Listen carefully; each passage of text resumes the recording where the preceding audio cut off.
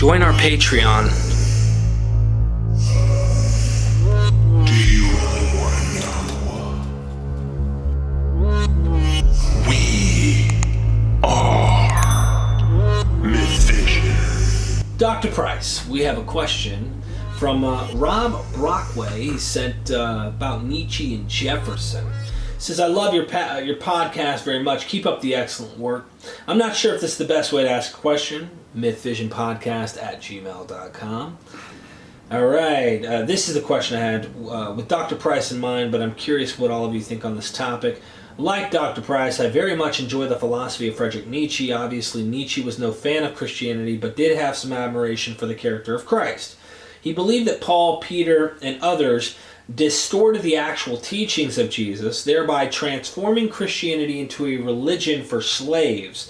So here's my question. Do you think the underlying teachings of Jesus that Nietzsche did admire in any way correlate with Thomas Jefferson's The Life and Morals of Jesus of Nazareth, the so-called Jefferson Bible? Thank you in advance for your time. It's very much appreciated. Best regards, Rob.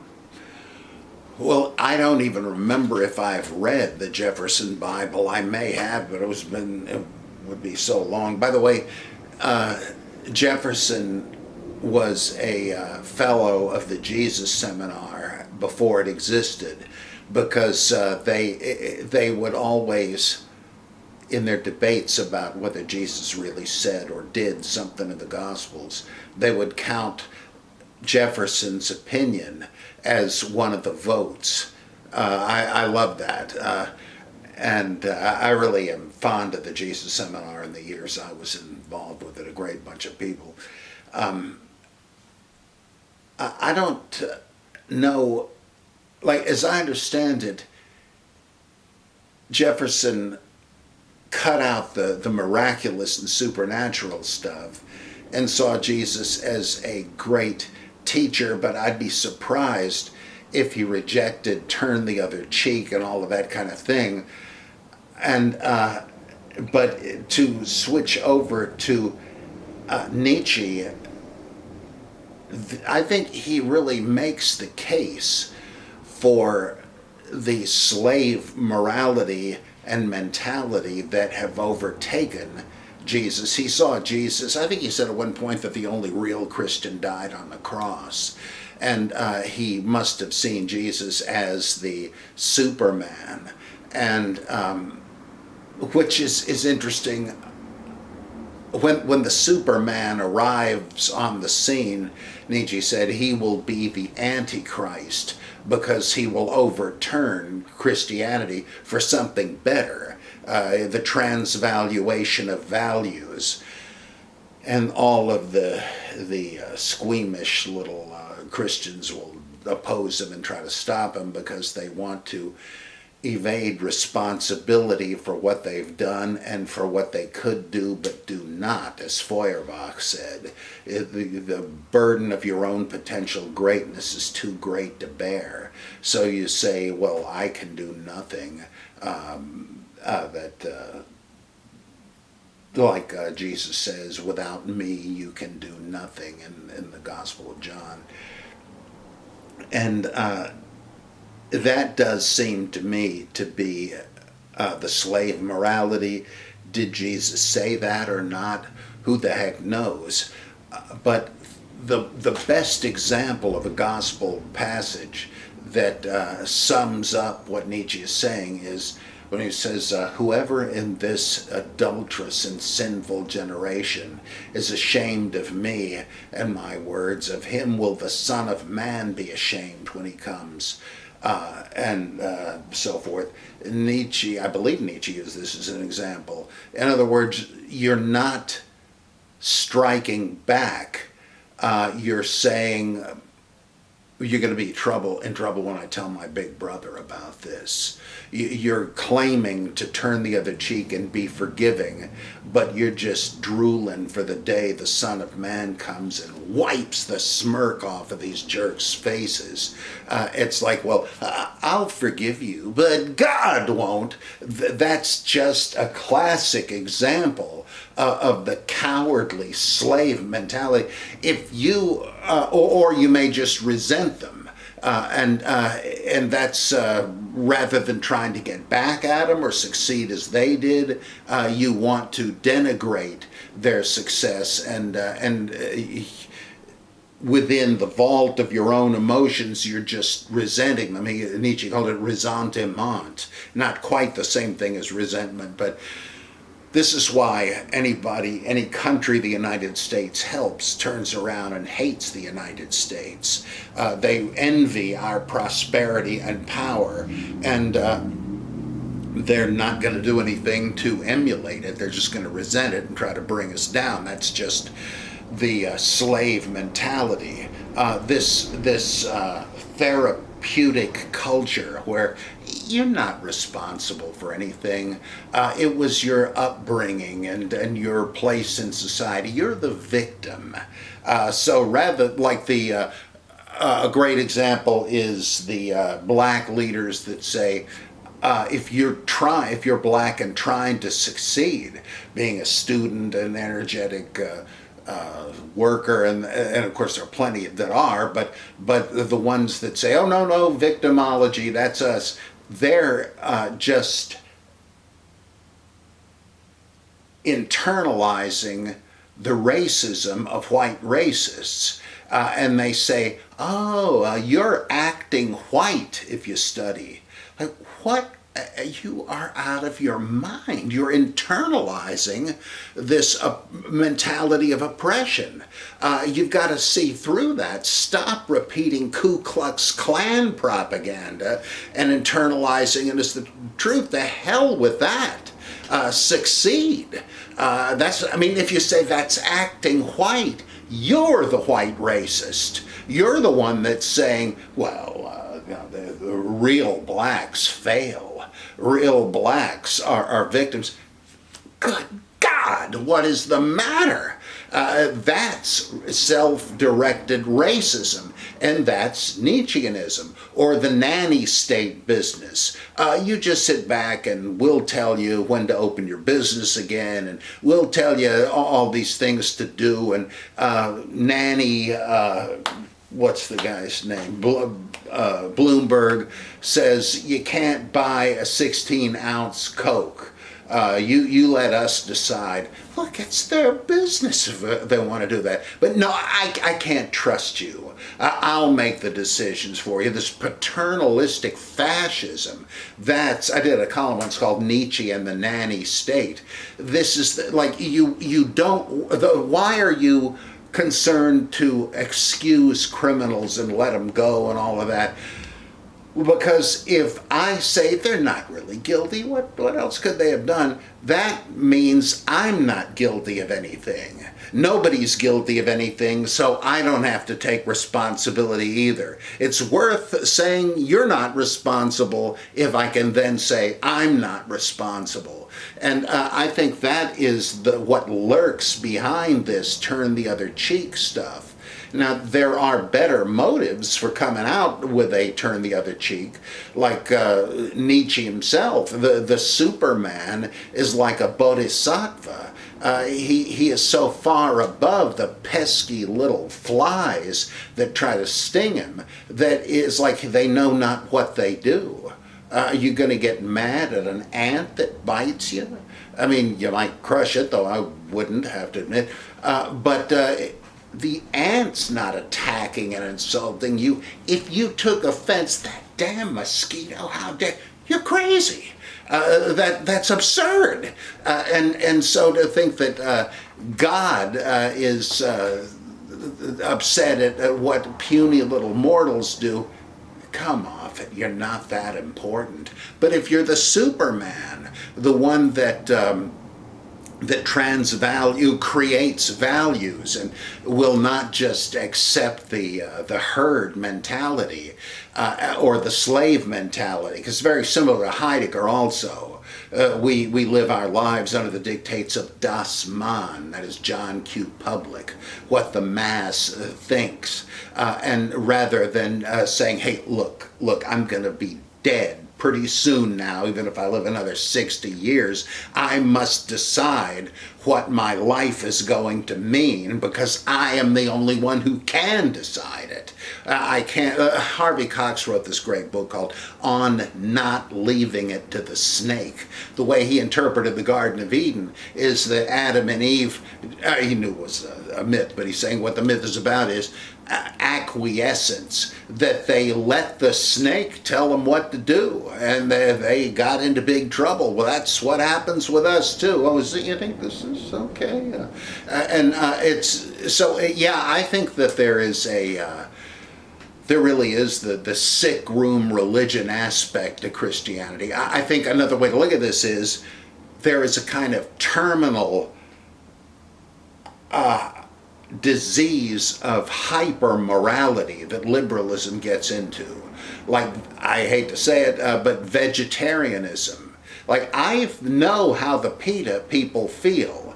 If I'm having a hamburger, I'm now more conscious than ever that we killed this innocent animal so I could eat this. But like Charles Krauthammer said, I'm just too old to change my ways, but the future generation may stop eating meat, killing animals. But I have to say that this is a kind of reverse moral decadence. Pacifism is too. You know, it really wouldn't be, it isn't good to lock people up in jail, so let's let them out. It isn't good to kill enemy soldiers, so let's just let them kill us and we'll be martyrs. This is morality, but it's too moral. It's a cancerous growth of morality that is self-defeating. And the whole politically correct thing is insane hyper-morality. And that's, I think, kind of what he's talking about. That all ultimately is the slave mentality. Nobody's guilty, and so luckily I'm not guilty either. And a great book on this is by a Protestant philosopher called Ressentiment, and it's, what's the guy's name? It's, oh boy, what's his name? Max Shaler. He was one of the great sociologists of knowledge, so-called. And he wrote a book on Ressentiment where he shows that there is a Christian way to embrace what Nietzsche talks about, and convincingly, I think, that you can, the key being, if you're above the mass, the mob, the pew potatoes, you're in no way indebted to them, though because of your exalted status, you must look down at them in true condescension, that of the bodhisattva. You don't scorn those who are beneath you. You have compassion to help them, and you don't expect not to be crucified. That could happen, but you can't be dragged down. And Jesus was dragged down by those who feared his morality. One last thing on this. I think Nietzsche's Christ is also that of Dostoevsky in the Brothers Karamazov, in the section, the Grand Inquisitor parable. Oh, I love this, where he says, imagine Jesus shows up, I think in the 16th century during the Inquisition, whatever the heck that was. And he's in rural Spain, and he goes around preaching and healing, just like in the Gospels, and people are flocking to him, and the Catholic Church gets wind of this. And so the Grand Inquisitor has his thugs arrest Jesus and drag him into jail. He says, okay, tomorrow you're going to be burned at the stake as a heretic. And you want to know why? Well, because we have spent all these centuries trying to undo the mischief you unleashed. People want to be told what to do. But here you are telling people to bear the cross of freedom and self-determination. They don't want that. You're just tormenting them with that, and we're not going to let, and we finally managed to get rid of that. We're not going to let you start it up again. So tomorrow morning, get out the marshmallows. You're going to be burned at the stake. But then the Inquisitor thinks back, I used to think you were right. And I have to admit, I have a soft spot in my heart here. Why don't you get out of here? Just get out of town. And so he escapes being executed again. But holy mackerel, that is the Nietzschean Jesus. And Jesus never says a thing in this thing. You're just hearing the Inquisitor. And boy, is that Nietzschean. One of the first sermons I did at First Baptist of Montclair was called Miracle, Mystery, and Authority, which was based on this, that how does the religious establishment gull you into accepting whatever they say? Well, they say, okay, I can do this miracle, and that will show that what I say is true. Well, it was Voltaire who already said, if I hold up a ball and say, I'm going to prove that 2 + 2 = 5 by making this ball disappear, and by some sleight of hand I make it disappear, or let's say I really do make it disappear, does that prove that 2 + 2 = 5? No. It's amazing what you did, but it has nothing to do with that. And in the same way, they pull a fast one. Oh, we've got these miracles we can prove, so you'd better believe that the Bible is inspired and that we, its interpreters, are authoritative. So there's authority. Now we're sort of hornswoggling you, bamboozling you into accepting anything we say. Well, he did make that ball disappear. I think it's interesting what you just said there. I was watching a lecture done by the amazing Randy, and the atheist, you were just doing your atheist lecture toward mentioning him often, that's anti-philosophy. Dawkins. Yeah, Richard Dawkins and him were talking, and he says, look, and I'd be careful if I were you, Randy. And he says, why? Because he has his foundation, right? And his whole entire foundation is really trying to find people who claim they have these supernatural gifts to know the future, to know things they shouldn't, with some type of sense that's beyond the 5 that we currently know with fact. To prove, that these guys are who they say they are, or what they say they are. Well, that being said, he says, I'd be careful, because who knows if at some point there may be someone who can do something we scientifically have not been capable of yet knowing, and you shoot yourself in the foot and have to hand over $1 million because there's something that they figured out about us as humans, scientifically, that we evolved and figured something out, and here you go thinking, well, it's either you can do these things or someone finds a way to do these things, because who knows how they figure it out. They find out how to unlock something. But you equate that with something beyond as a supernatural thing that's beyond our scope of understanding at the time, and we might understand it at some point. So he's like, I'd be careful scientifically. We might figure out how to do something that you're claiming is supernatural scientifically down the road, which is interesting. Yeah. Because with what you're saying and suggesting here, when people want to prove God or prove the Jesus or prove the Bible, all I got to do is pull another possible, look, I turned water into wine. Well, what if that story, and I'm just saying, if the story was a historical or has some historical relevance, it was known in the ancient world there were 2 compartments in some of these jugs.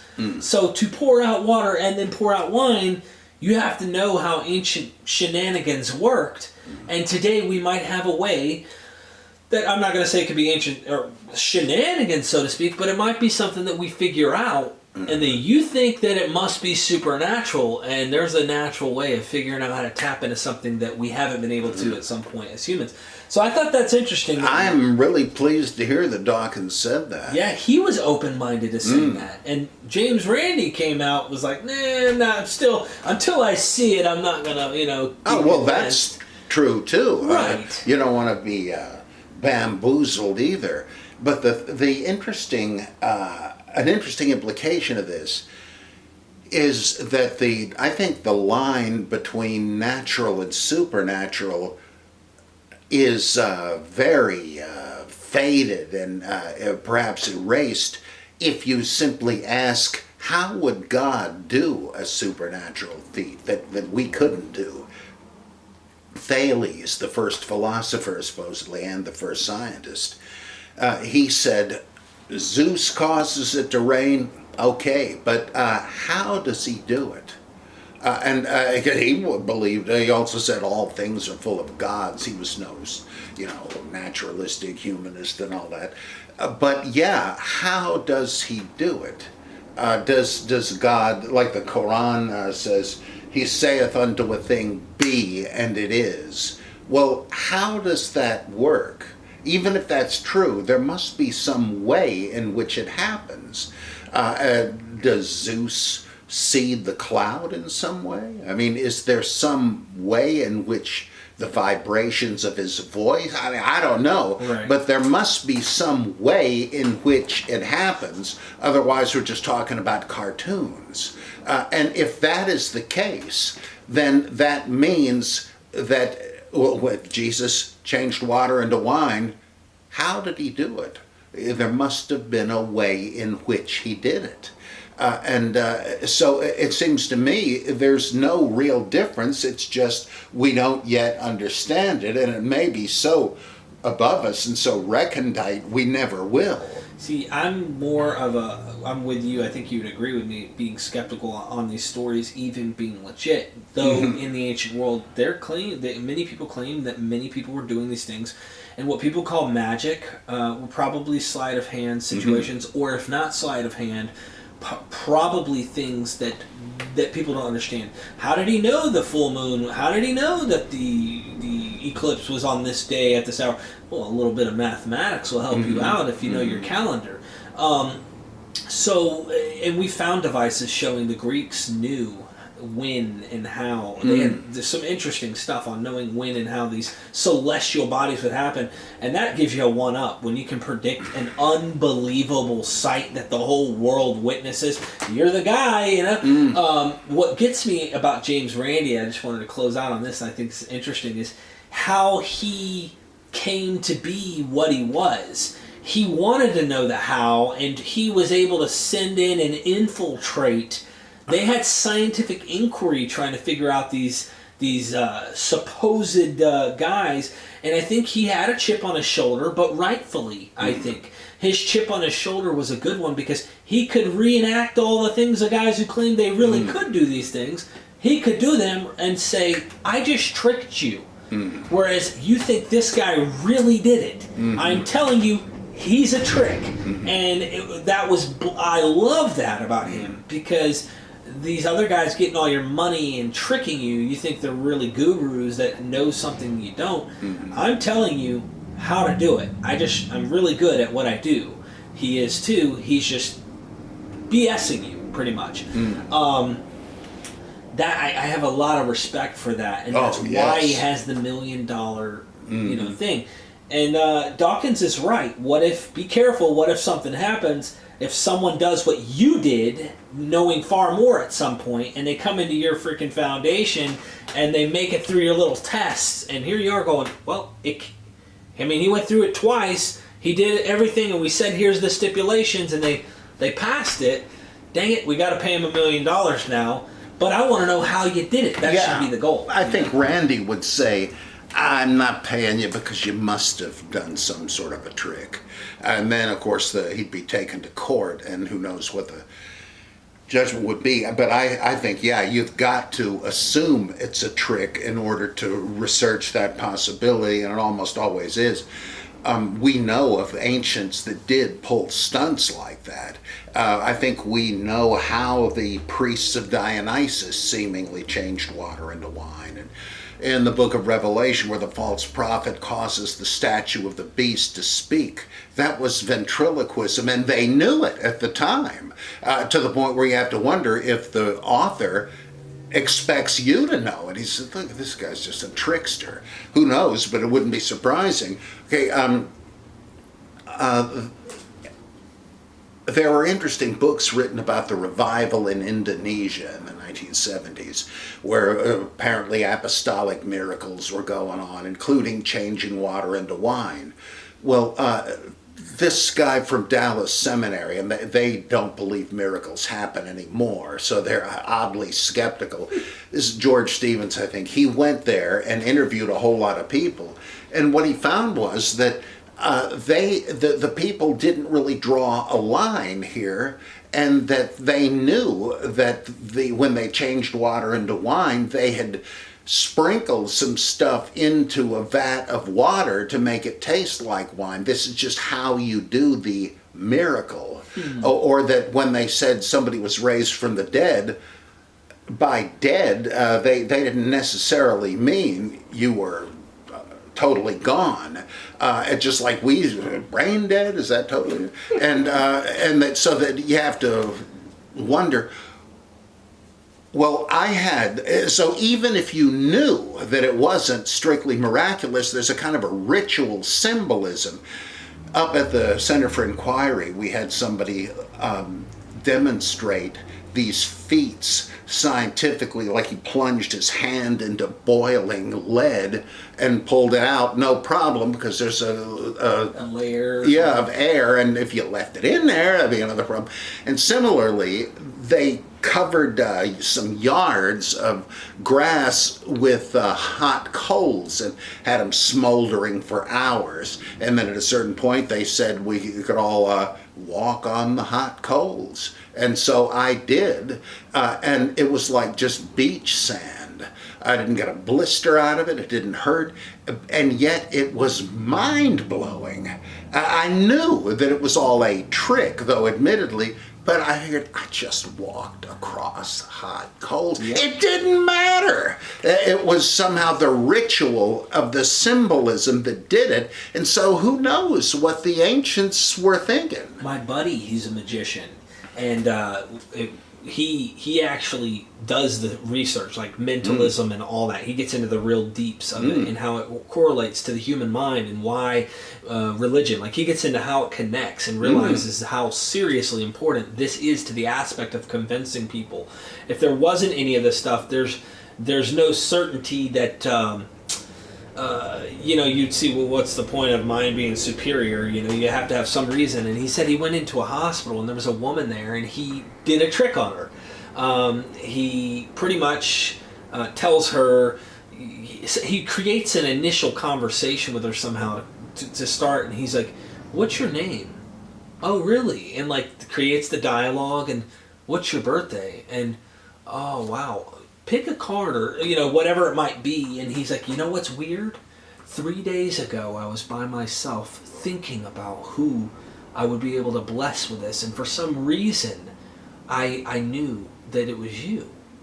And he pulled like some stunt where he pulled up a picture on his phone. And there he is with her name, her everything, like on the image, shows it to her. And she's blown away and realizes he is connected to something far bigger than me, and that this was God sending her a message, or something crazy.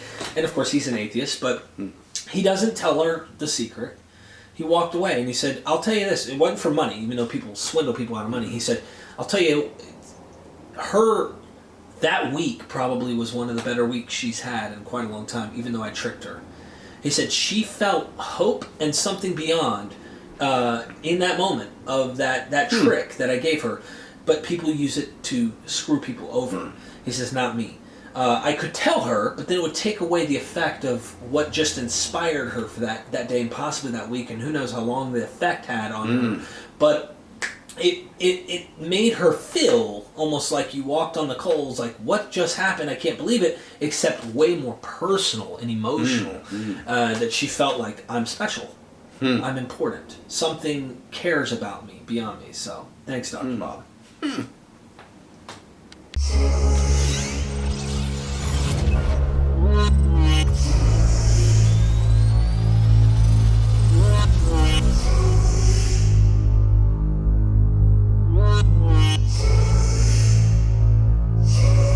Join our Patreon